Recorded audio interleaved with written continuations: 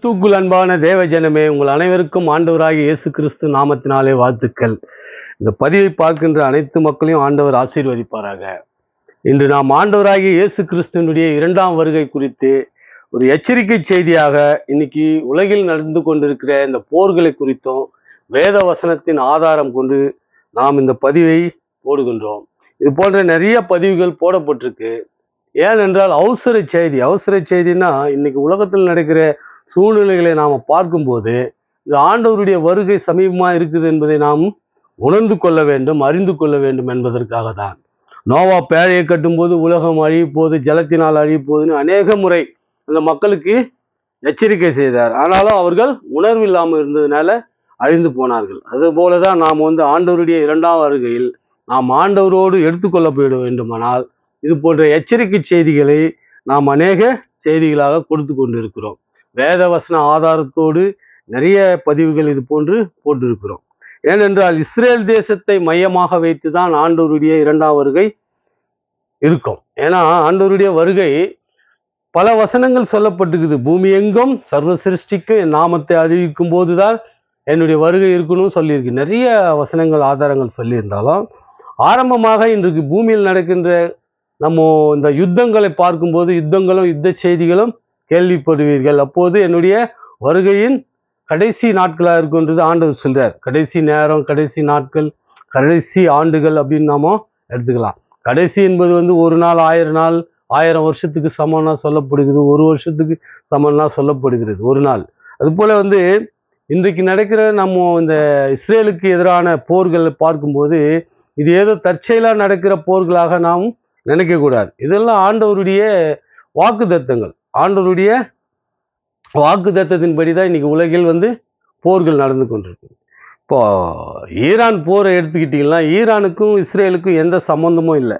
ஏன்னா 2000 கிலோமீட்டர் இருக்கு அவர்களுடைய எல்லை பகுதி, பார்டர் எதுவுமே இல்லை. அவர்கள் குடுக்கல் வாங்கல் எந்த ஒரு பிரச்சனையும் இல்லாத ஒரு சூழல்ல. ஆனால் ஈரானுக்கும் இஸ்ரேலுக்கும் போர் எப்படி வருதுன்னா, அல்-அக்ஸா மசீதி, அந்த அல்-அக்ஸா மாஸ்க் இருக்கு இல்லையா, அதை மையப்படுத்தி தான் அங்கே உள்ள ஹமாஸ் தீவிரவாதிகளும் ஹிஸ்புல்லா தீவிரவாதிகள் இவர்கள் எல்லோரும் இஸ்ரேல் மேலே அடிக்கடி தற்கொலை தாக்குதலெல்லாம் செய்வாங்க. இது ஒவ்வொரு கட்டத்தில் அவர்கள் செய்யும்போது இதையெல்லாம் தடுத்து கொண்டு அவர்களை கட்டுப்படுத்தி கொண்டு இருந்தது இஸ்ரேல். ஆனால் ஒரு கட்டத்தில் ஹமாஸ் ஆயிரக்கணக்கான ராக்கெட் இதுவும் இஸ்ரேல் அவர்களுக்கு குழா போட்டு கொடுத்தது, தண்ணீர் குழாய். அந்த பழுப்புகளை பிடுங்கி அதை கட் பண்ணி அது மூலிமா ராக்கெட் செஞ்சு அனுப்பிச்சது ஈரான் கொடுத்தது.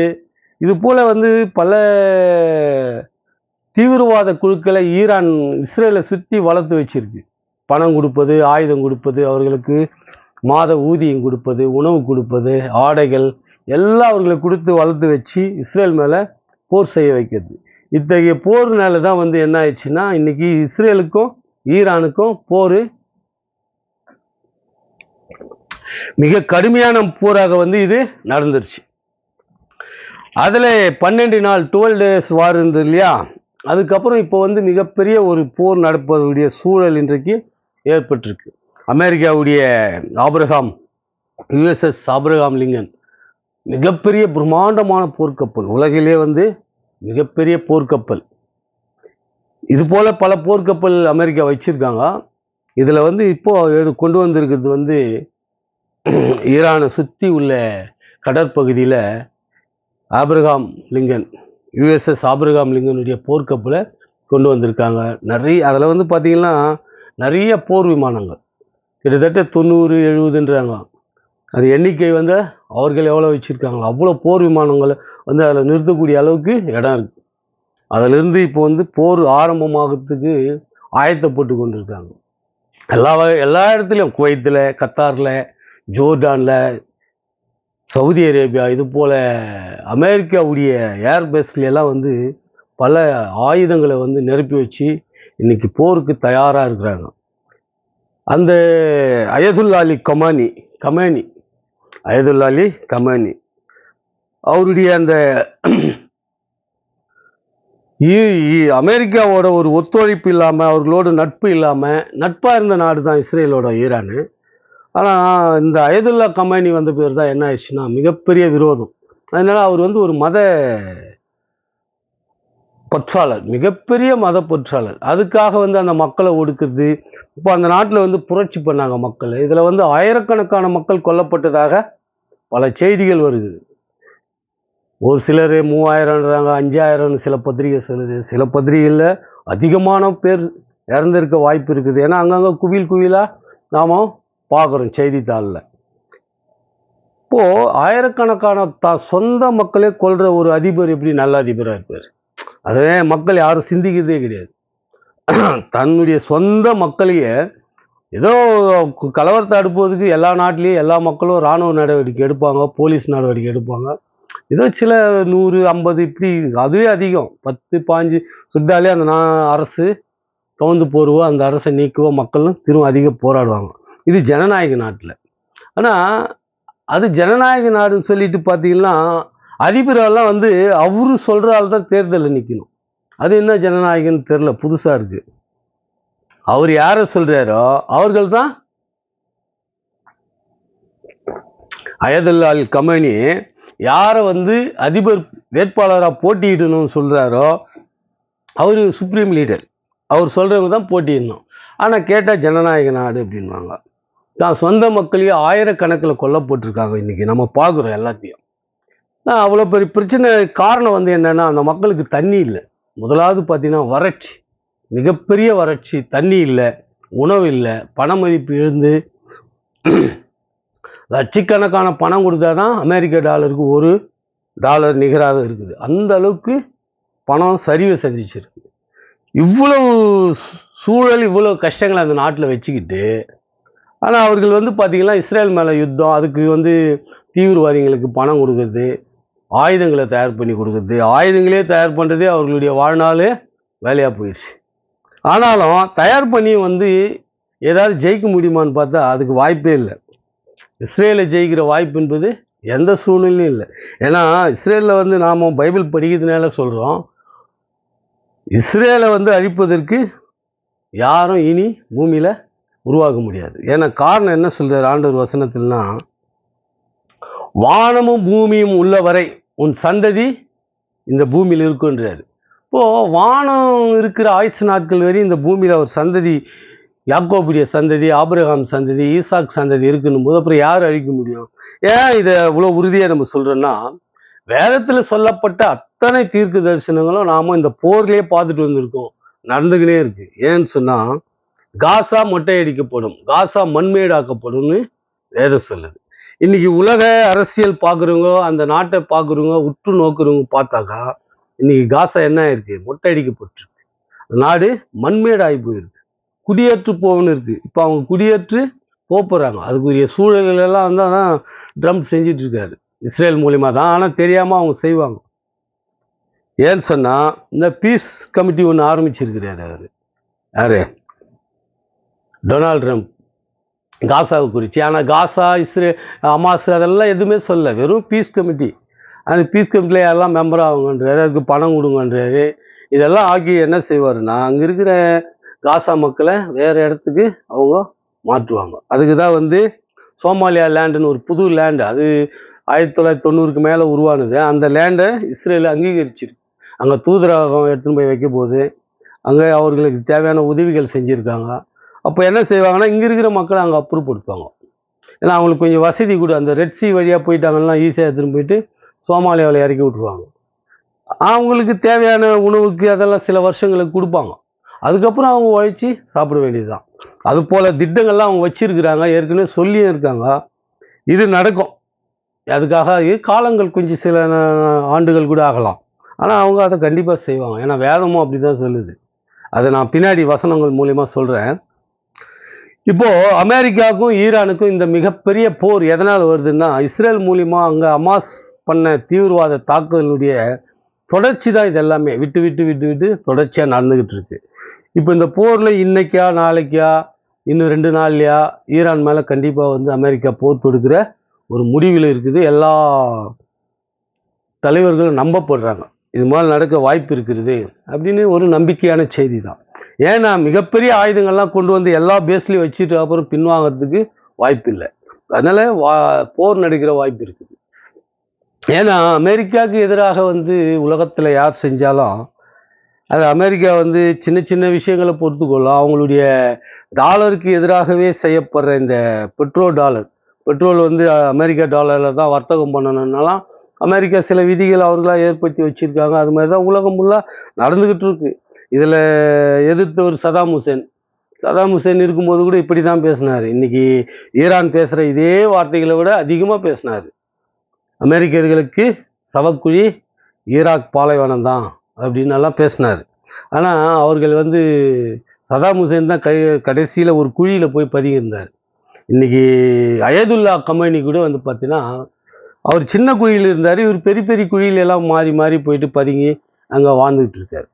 இப்போது இவர்கள் இயல்பாகவே அந்த பாலைவன தேசத்தில் இருக்கிறவங்களுக்கெல்லாம் வந்து பார்த்தீங்கன்னா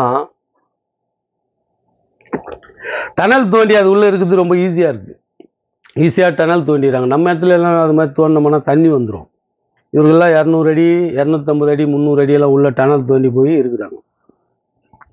இப்போது சதாம் ஹுசேனுக்கு என்ன நிலைமையோ அந்த நிலைமை ஏற்படுத்த தான் அமெரிக்கா திட்டமிட்டு இருக்குதுன்னு தான் எல்லா வல்லுநர்களும் போரியல் வல்லுநர்கள்லாம் பேசுகிறாங்க. காரணம் என்னென்னா, இவர்கள் கொண்டு வந்த ஆயுதங்கள் மிகப்பெரிய போர்க்கப்பல், நூற்றுக்கணக்கான போர் விமானங்கள், நிறைய சின்ன சின்ன போர்க்கப்பலெல்லாம் கொண்டு வந்திருக்காங்க.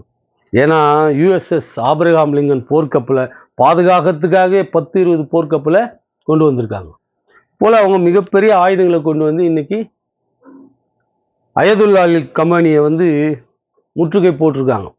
ஆனால் அமெரிக்கா என்ன சொல்லுதுன்னா, ஈரான் மக்கள் நமக்கு நண்பர்கள் தான், ஆனால் அங்கே இருக்கிற ஒரே ஒரு ஆள் வந்து அயதுல்லா கமேனி தான் வந்து அவர் ஒரு சாத்தான் பிசாசுன்றாங்க. இதே வார்த்தையை அயதுல்லா கமேனி வந்து ஈரான் மக்களுக்கு சொல்லி கொடுத்துருந்தார். இஸ்ரேல் குட்டி சாத்தான், அமெரிக்கா பெரிய சாத்தான், America to death, Israel to death, இப்படி தான் அவங்களுடைய கோஷங்களே இருக்கும். அது ஒரு தேசிய கீதம் மாதிரி அவங்க அமெரிக்காவை நினச்ச உடனே அப்படி பேசுவாங்க, இஸ்ரேலை நினச்ச உடனே அவங்க நாட்டு தேசிய கீதம் மாதிரி அவங்க அதை சொல்லுவாங்க. America to death, Israel to death, குட்டி சாத்தான் இஸ்ரேலு, பெரிய சாத்தான் அமெரிக்கான்னுவாங்க. ஆனால் இன்னைக்கு அவங்க மக்களே என்ன சொல்கிறாங்கன்னா, அயதுல்லா அலி கமேனி ஒரு சாத்தான்றாங்க. அமெரிக்கா அதை தான் சொல்லுது, அயதுல்லா கமேனி அந்த நாட்டினுடைய பிசாசு, அந்த ஒரு மனிதரை வரையும் வெளியே எடுத்துட்டோம்னா அந்த நாடு சுபிட்சமாக இருக்கும், நல்லா இருக்கும், அந்த மக்கள் நல்லா இருப்பாங்கன்னு முன்னாடி இருந்த ராஜா பரம்பரையில் பகலவி என்றவர் அவருடைய வாரிசு, அவர் அமெரிக்காவில் தான் இருக்கார், ராஜா மாதிரி தாங்கிறார், பார்க்கறதுக்கு கோட் ஷூட் போட்டுன்னு ரொம்ப அழகாக இருக்கார். அவரை தான் கொண்டு வந்து இப்போ ஆட்சி அமைக்கிறதுக்கு திட்டமிட்டு இருக்காங்க அமெரிக்கா அப்படின்ற ஒரு பேச்சியெல்லாம் அவர்கள் பேசப்படுகிறது. சரி, வேதம் என்ன சொல்லுகிறதுன்றதை நாம் பார்ப்போம். மத்திய 24 யுத்தங்களின் செய்திகளையும் கேள்விப்படுவீர்கள், கலங்காதபடி எச்சரிக்கையாயிருங்கள், இவை எல்லாம் சம்பவிக்க வேண்டியது, ஆனாலும் முடிவு உடனே வராது. இது நம்மளுடைய ஆண்டவராகிய இயேசு கிறிஸ்துனுடைய 2ஆம் வருகை, அதனுடைய எச்சரிப்பு செய்தி தான் இது. இப்போ யுத்தங்களை நம்ம தினசரி கேட்டுன்னு இருக்கிறோம். யுத்தம்னு தினசரி செய்தித்தாள்களிலும் மற்ற சோசியல் மீடியாவில் மற்ற தொலைக்காட்சிகளிலாமா ட்ரம்ப் பேர் இன்னைக்கு உலகத்தில் இருக்கிற 200 நாட்டிலையும் எல்லா மக்களும் உச்சரிக்காத நாளே இல்லை. ஏன்னா அவ்வளோ பாப்புலர் ஆகிட்டாரு டொனால்ட் ட்ரம்ப். ஏன்னா நிறைய நாட்டு பிரச்சனைகள், அவர் நிக்கோலஸ் மதுரா வெனிசுலா அதிபரை வேற கைது பண்ணி கொண்டு வந்தார். நிறைய அமெரிக்கா வந்து செய்த சாதனைகள்லாம் ரொம்ப பெருசு, அதெல்லாம் கற்பனைக்கு எட்டாதது, ஆனாலும் செய்கிறாங்க. இன்னைக்கு ஈரான் அதிபருக்கும் அதுதான் நிலைமைன்னு நிறைய வல்லுநர்கள் சொல்கிறாங்க. அதனால ஆண்டவர் நம்ம என்ன கிறிஸ்துவ மக்கள் எச்சரிக்கையாக இருக்குன்னா, இப்போ யுத்தங்களின் செய்திகளையும் கேள்விப்படுவீர்கள். இதுக்கு முன்னாடி எல்லாம் இந்த நாம் சிறு வயதில் இருக்கும் போதெல்லாம் வந்து பார்த்தீங்கன்னா ஒரு 20-30 வருஷங்கள்லாம் எங்கேயோ ஒரு போர் நடக்கும். ஆனால் இவ்வளோ அதிகமாக போர்களை நம்ம கேள்விப்பட்டதே இல்லை. நம்ம இந்தியாவுக்கும் பாகிஸ்தானுக்கும் ஒரு 4 நாள் 5 நாள் போர் நடந்தது. ரஷ்யா உக்ரைன் போர் இது 4ஆவது வருஷம். ஹமாஸ் இஸ்ரேல் போர் 3ஆவது வருஷம். இன்னும் போர் நடந்தது. இன்னைக்கு கூட ஹமாஸ் அடித்தாங்க, லெபனானில் குண்டு போட்டாங்க இஸ்ரேலு. இது மாதிரிலாம் போர் நடந்துக்கினே தான் இருக்குது. ஏன்னா அசர்பைஜான் மற்ற நாடுகளோட போர் இருக்குது. அதுபோல் உலகம் ஃபுல்லாக போர் நடந்துனே இருக்குது. இப்போ சைனா வந்து தைவானை பிடிக்கலாமான்னு யோசிச்சுட்டு இருக்கு. இது போல் எல்லா போர்களும் இப்போ அயதுல்லா கமேனி இவர்கள் கைது பண்ணாங்கன்னா அந்த நாட்டு மேலே போர் மிகப்பெரிய அழிவு ஏற்பட்டதுன்னா இது வந்து யோசிக்க முடியாத போர். ஏன்னா இந்த அமெரிக்காவுடைய போர்க்கப்பல் ஏதாவது ஒன்று அவர்களுடைய மிசைல் ஹைப்பர்சோனிக் மிசைல் ஏதாவது ஊந்து ஏதாவது சேதம் வந்ததுன்னா ஈரானுடைய நிலைமை நினச்சி பார்க்கறது கூட ரொம்ப கஷ்டமாக தான் இருக்கும். ஏன்னா அவ்வளவு ஆயுதங்கள் கொண்டு வந்திருக்காங்க. சரி, இப்போ போர்கள் நடக்குது, நம்ம இதெல்லாம் பார்க்குறோம். பைபிள் படிக்கிற மக்களுக்கு இது தெரியும். அடிக்கடிக்கு இந்த போரை பற்றி நம்ம கேள்விப்படுறதுனால நாம் எச்சரிக்கையாக இருக்கணும். ஆண்டவருடைய வருகையில் போனோம்னா நாம் எப்படி இருக்கணும்? ஆண்டவர் சொன்ன கட்டளைகளெல்லாம் நம்ம வேதத்தில் பார்க்குறோம் இல்லையா, அதன்படி இருக்கணும். சரி, ஜனத்துக்கு விரோதமாய் ஜனமும் ராஜ்யத்துக்கு விரோதமாய் ராஜ்யமும் எழும்பும். இப்போ பார்த்தீங்கன்னா ஜனத்துக்கு விரோதம் ஜனங்கள் எவ்வளவு புரட்சிகள் எல்லா நாட்டிலையும் நடந்துன்னு இருக்குது. இப்போ பார்த்தீங்கன்னாக்கா நம்ம ஹமாஸ் அவங்க மக்கள் பார்த்தீங்கன்னா இஸ்ரேல் மக்கள் மேலே எப்படி கொண்டு போய் கொலை செஞ்சாங்க அப்படின்றத நாம் பார்க்குறோம். அதுபோல் ஜனத்துக்கு விரோதமாக ஜனம் நடக்குது இல்லையா. அங்கே இராணுவமே இஸ்ரேல் இராணுவமே முன்னாடி போல அங்கே உள்ள ஜனங்கள் தான் வந்து என்ன பண்ணாங்க, இஸ்ரேல் மக்களை 1000 பேருக்கு மேலே கொலை பண்ணிட்டு மக்களை சிறப்பிச்சுன்னு போனாங்க இல்லையா. இதுதான் ஜனத்துக்கு விரோதமாக ஜனமும் ராஜ்யத்துக்கு விரோதமாக ராஜ்யம்னா இப்போ அமெரிக்கா போர், அமெரிக்கா ஈரான் போர், ஹமாஸ் இஸ்ரேல் போர், ரஷ்யா உக்ரைன் போர், இது மாதிரி பாகிஸ்தான் நம்ம இந்தியா போர், இது மாதிரி வந்து ராஜ்யங்கள்னா ஒரு தேசம், அந்த ராஜ்யத்துக்கு இந்த ராஜ்யத்துக்கு போர், இது மாதிரி போர்களை நம்ம தொடர்ச்சியாக கேள்விப்பட்டுனே இருக்கிறதுனால தான் நம்மளுடைய ஆண்டவர் வருகை மிக சீக்கிரமாக இருக்குது. கிறிஸ்துவ மக்கள் நாம தான் வந்து ஆண்டவருடைய கட்டளைப்படி நடக்கணும். ஏன்னா நம்ம கிறிஸ்துவ மக்கள் எல்லாம் நிறைய இடத்துல துன்புறுத்ததை நாம் பார்க்குறோம். அதனால ஆண்டவருடைய வருகை வந்து சமீபமாக இருக்கிறதுனால நாம் இதையெல்லாம் வந்து பார்க்கணும். பார்த்து அதற்கு ஏற்றபடி ஆண்டவர் சொன்ன கட்டளைப்படி கீழ்ப்படினோம். பிள்ளைகள் எல்லாம் ஒழுக்கமாக இருக்கணும். தீய பழக்கங்களுக்கு பிள்ளைகள் போகக்கூடாது. தாய் தகப்பன் பேச்சு கேட்கணும். கீழ்ப்படிதல் இருக்கணும். இது பிள்ளைகளுக்கு மாத்திரம் இல்லை, பெரியவர்களாகி நமக்கும் அது பொருந்தும். எல்லாருக்காக தான் ஆண்டவர் சொல்லியிருக்கிறார். இப்போ உபாகமத்தில் என்ன சொல்றாருன்னா 11ஆம் அதிகாரம் 18ஆம் வசனத்திலிருந்து 24 வரையும், ஆகையார் கர்த்தர் உங்கள் பிதாக்களுக்கு கொடுப்பேன் என்று அவர்களுக்கு ஆணையிட்ட தேசத்திலே உங்கள் நாட்களும் உங்கள் பிள்ளைகளின் நாட்களும் பூமியின் மேல் வானம் இருக்கும் நாட்களை போல் அநேகமா இருக்கின்றார். இப்போ ஈரான் என்ன சொல்றாருன்னா, இஸ்ரேல் அழிச்சிருவேன் நான், அமெரிக்கா எங்களை அடித்தாலும் நாங்கள் போர் எங்கே தொடுப்போம், இஸ்ரேல் மேலே தான் தொடுப்போன்றாங்க. இப்போ ஆண்டவர் இஸ்ரேல் மக்களுக்கு என்ன சொல்றாருன்னா வானம் இருக்கிற வரையும் இந்த பூமியின் மேல் வானம் இருக்கும் நாட்களை போல் அநேகமா இருக்கும்படி. யாருக்கு? ஆகையால் கர்த்தர் உங்கள் பிதாக்களுக்கு கொடுப்பேன் என்று அவர்களுக்கு ஆணையிட்ட தேசத்தில், ஆணையிட்ட தேசம் தான் இன்னைக்கு இஸ்ரேல். இவர்கள் வந்து மறுக்கிறாங்க. வேதம் தெளிவா இருக்குது. அவர்கள் வந்து பார்த்தீங்கன்னா கிழக்கு எது இருக்கும், மேற்கு அது இருக்குது, சிக்பந்தி போட்டு நிறைய சொல்லியிருக்காரு ஆண்டவர். வேதத்தில் அவ்வளோ இருக்குது. அப்போ என்ன சொல்றாரு, தேசத்திலே உங்கள் நாட்களும் உங்கள் பிள்ளைகள் நாட்களும். அப்போ என்ன சொல்றாரு, சந்ததியா வந்து நீங்கள் வந்து அந்த தேசத்தில் இருப்பீங்க. வானம் எவ்வளோ நாள் இருக்கோ அவ்வளோ நாள் உங்கள் நாட்கள் நீடித்திருக்கின்றார், அநேகமாக இருக்கின்றார். போல நீங்கள் என் வார்த்தைகளை உங்கள் இருதயத்திலும் உங்கள் ஆத்மாவிலும் பதித்து அவைகளை உங்கள் கையின் மேல் அடையாளமாக கட்டி உங்கள் கண்களின் நடுவே ஞாபகக்குறியாய் வைத்து. இப்போ என்ன சொல்றாருன்னா, ஆண்டவருடைய வார்த்தைகளை நம்ம இருதயத்தில் வச்சிருக்கோம். அது அவங்களுக்கு மாத்திரம் இல்லை, கிறிஸ்தவர்களாகிய நமக்கும். நாமும் ஆவிக்குரிய யூத மக்கள் தான், சகோதரர் தான் வேதம் சொல்லுது. போல வந்து நம்ம பிள்ளைகளும் வந்து ஆண்டவருடைய வார்த்தைகளை கேட்கணும் இல்லையா. அவைகள் உங்கள் பிள்ளைகளுக்கு உபதேசித்து, என்ன சொல்றாரு பாரு, உங்கள் பிள்ளைகளுக்கு நாம சொல்லி தரணும். நீங்கள் வீட்டில் உட்கார்ந்திருக்கிற போதும், வழியில் நடக்கிற போதும், படுத்துக்கொள்ளும் போதும், எழுந்திருக்கிற போதும் அவைகளை குறித்து பேசுவீர்களாக. நாம் என்ன செய்யணும், ஆண்டவர் சொன்ன இந்த வார்த்தைகளை நம்ம பிள்ளைகளுக்கு உபதேசித்து, இதெல்லாம் வந்து எல்லா காலங்களிலும், படுக்கும் போதும், போகையிலும், வருகையிலும், நடக்கும் போதும் இதை குறித்து தியானிங்க, இதை பற்றி பேசுங்க, இதை பற்றி யோசிங்க. ஏன்னா ஆண்டவருடைய காலம் சமீபமாக இருக்குது. நாம் இது ஆண்டவர் மேலே கண்ணோக்கமாக இருக்கணும். அவைகள் உங்கள் வீட்டு நிலைகளிலும் உங்கள் வாசல்களிலும் எழுதுவீர்களாக. இப்போ நம்ம நிறையா வசனம்லாம் ஒட்டுவோம் இல்லையா, அப்போல்லாம் எழுதுறது இப்போ ஒட்டுறோம். இப்போ ஈஸியாக வந்துருச்சு. அதனால இதெல்லாம் வச்சு ஆண்டவரை நாம துதிச்சிட்டு இருக்கணும் இல்லையா. நீங்கள் உங்கள் தேவனாகிய கர்த்தரிடத்தில் அன்பு கூர்ந்து அவர்கள் வழிகளெல்லாம் நடந்து அவரை பற்றி கொண்டிருக்கும்படி நான் உங்களுக்கு செய்ய கற்பிக்கிற இந்த கற்பனைகள்லாம் ஜாக்கிரதையாக கை கொள்வீர்கள். ஆனால் இதெல்லாம் நம்ம ஜாக்கிரதையாக கை கொண்டோமானால் கர்த்தர் உங்களுக்கு முன்பாக அந்த ஜாதிகள் எல்லாம் துரத்தி விடுவார். இப்போ ஹமாஸ் அங்கே இஸ்ரேலுக்கு எதிராக பல சூழ்ச்சிகள் செஞ்சாங்க இல்லையா. அவர்கள் செஞ்சது இன்னைக்கு பாதி காசா இஸ்ரேல் கையில் இருக்குது, இன்னும் பாதியும் அவர் அந்த ஜனங்களை துரத்திட்டு அந்த இஸ்ரேல் கையில் தான் அதை கொடுப்பார். ஏன்னா அவர்கள் எல்லைகள் ரொம்ப பெருசு. அதுக்கு இன்னொரு வீடியோ போடுறேன், நிறைய இருக்குது எல்லைகளை. அதனால உங்களை பார்க்கிலும் ஜனம் பெருத்த பலத்த ஜாதிகளை நீங்கள் துரத்துவீர்கள். இப்போ பார்த்தீங்கன்னா இஸ்ரேல் வந்து பார்த்தீங்கன்னா அங்கே உள்ள சின்ன நாடு, அநேக இஸ்லாமிய நாடு, பெரிய பெரிய நாடுகள், பெரிய பெரிய நாடுகள்னா நிலப்பரப்பில் பெருசு, மக்கள் தொகையில பெருசு, பொருளாதாரம் வந்து எண்ணெய் பொருளாதாரம் இது போல இருக்கும்போது இவர்கள் எல்லாம் யார் துரத்துறது? இஸ்ரேல் துரத்துது. இந்த வேத வசனம் அப்படியே 1948 இன்னைக்கு வரைக்கும் பல போர்களை பார்த்துருக்கு இஸ்ரேல். அங்க ஒரு சின்ன தேசம், 1 கோடி கூட இல்லை, 70 லட்சம் 80 லட்சம். மற்ற யூதர்கள்லாம் வெளிநாடுகள் அங்கங்க இருக்காங்க. அவங்க எல்லாம் வராததுனால தான் இன்னும் முடிவு கூட வராம இருக்கு. அவர்கள்லாம் இஸ்ரேலுக்கு வந்துட்டாங்கன்னா முடிவு உடனே வரும். அதுவும் ஒரு காரணமா இருக்குது. இப்போ உங்களை உள்ள பலத்த ஜாதியில் நீங்கள் துரத்துவீர்கள் என்றாரு. இப்போ இந்த அறிவு, இந்த ஞானம், இந்த பலத்தெல்லாம் யார் கொடுக்குறது? ஆண்டவராகிய அவர்கள் தேவன் என்றாங்க, நம்ம ஆண்டவராகிய இயேசு கிறிஸ்து. ஓகேவா? அதனால வந்து இதெல்லாம் வந்து வேதத்தை படிங்க, பிள்ளைகளுக்கு வந்து எச்சரிக்கை கொடுங்க, உபதேசிங்க. அப்போதான் ஆண்டவருடைய வருகையில நாமெல்லாம் போவோம். உங்கள் உள்ளங்கால் மிதிக்கும் இடமெல்லாம் உங்களோடு இதாக இருக்கும். வனாந்தரத்தையும் லீபனேனையும் தொடங்கி, லீபனேன்னா இன்னைக்குள்ள லெபனான் தொடங்கி, ஐபிராத் நதியையும் தொடங்கி, ஐபிராத் ஈராக்ல இருக்குது, கடைசி சமுத்திரம் வரைக்கும் உங்கள் எல்லையா இருக்கும். எல்லை எது இருக்குன்றது வேதத்துல அவ்வளவு தெளிவா சொல்லப்பட்டிருக்கு. இது மாதிரி ஒரு தெளிவா சொன்ன வேதம் பூமியில வேற வழிபாட்டில் இருக்குதான்றது நமக்கு சந்தேகம். அப்படி இருக்க வாய்ப்பு இல்லை. ஏன்னா அவ்வளவு தெளிவா சொல்லி இருக்கிறார் ஆண்டவர். பிள்ளைகள் வருவாங்க, அவங்கள நான் காப்பேன், வானம் இருக்கிற வரையும் இந்த சந்ததி இருக்கும், பெரிய பலத்த ஜாதியை நீங்க துரத்துவீங்கன்றாரு. துரத்துறாங்க. நாம உலகம் பார்த்துட்டு தான் இருக்கோம். யாராவது இல்லைன்னு சொல்ல முடியுமா?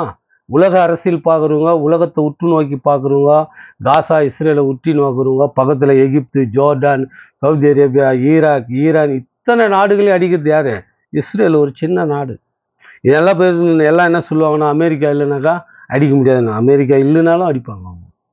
ஏன்னா ஆண்டவர் அவங்க பக்கத்தில் இருக்கிறது ஆண்டவராகி அவர்களுடைய தேவன், நம்மளுடைய ஆண்டவராகி இயேசு கிறிஸ்து, ரெண்டும் ஒருவரே. ஓகேவா? இதை மக்கள் நீங்க நன்கு உணர்ந்துக்கணும். ஏன்னா மிதிக்கும் பயமும் கொடிய நீங்கள் மிதிக்கும் பூமியெல்லாம் வர பண்ணுவார். அவங்களுடைய எல்லை எங்கெங்க இருக்குதுன்றத ஆண்டவர் இதுல அழகா வரைஞ்சி கொடுத்துருக்கிறார். இதை மக்கள் இதெல்லாம் வந்து இஸ்ரேலுக்கு எதிராக இருக்கிற மக்கள் படிச்சாதான் அவர்களுக்கு இதெல்லாம் புரியும். இதெல்லாம் புரியாது. ஆனாலும் ஆண்டவர் வேதவசனம் சொன்னபடி இன்னைக்கு இஸ்ரேல் நிலைத்திருக்குதுன்னா வேத வசனங்கள் அவர்களுக்கு தெளிவா சொல்லப்பட்டிருக்குது. அவர்கள் ஈரான் இஸ்ரேலை அழிச்சிருவோன்னு நினைக்கிறதெல்லாம் அத்தகைய சாத்தியமான விஷயமும் அல்ல. ஏன்னா அவர்கள் எல்லாத்துக்கும் தயார் நிலையில் நின்றுட்டு இருக்காங்க. இன்னைக்கு அமெரிக்கா ஈரான் போர் வந்து மிகப்பெரிய அழிவை ஏற்படுத்திடுவான். இந்த போர் முடிஞ்சதுன்னா அவர்கள் தேவாலயம் கட்டுவார்கள், அவர்களுடைய எல்லையும் அவர்கள் விரிவாக்கம் பண்ணுவார்கள். இதனால நாம என்னன்னா ஆண்டவர் வருகை சீக்கிரம் இருந்தது நாம உணர்ந்து நாம ஆண்டவருக்கு வருகைக்கு போக ஆயத்தமா இருப்போம் என்று கூறிக்கொண்டு இத்துடன் இந்த பதிவை முடிக்கிறேன். ஆண்டவராகிய இயேசு கிறிஸ்துக்கு துதி கன மகிமை என்றென்றும் இருப்பதாக. ஆமென்.